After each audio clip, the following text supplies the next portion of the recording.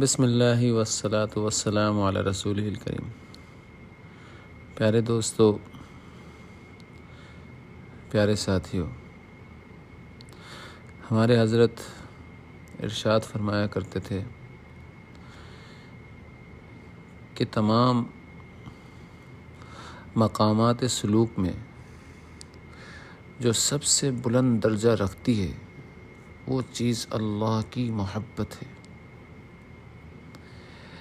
باقی تو سارے چیزیں شوق، انس، رضا،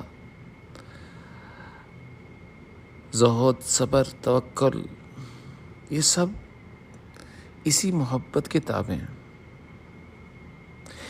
اسی محبت کے مقدمات ہیں۔ اس لیے حضرت فرمایا کرتے تھے کہ کام تو اللہ کی محبت سے ہی بنے گا۔ اور دوستو، حضرت بایزید بسطامی رحمۃ اللہ علیہ فرمایا کرتے تھے کہ مجھے مسلسل 30 سال تک جنت اور اس کے اندر موجود نعمتیں اور نظارے دکھائے جاتے رہے، لیکن میں نے کبھی ان کی جانب توجہ ہی نہیں دی، خیال ہی نہیں گیا ان کی جانب۔ کس وجہ سے؟ کہ میں اپنے محبوب کے اوپر سے نظر ہٹانا ہی نہیں چاہتا تھا۔ میرے محبوب کے اوپر جو میری نظر لگی ہے، اس سے پیارا عمل کوئی میرے نزدیک تھا ہی نہیں۔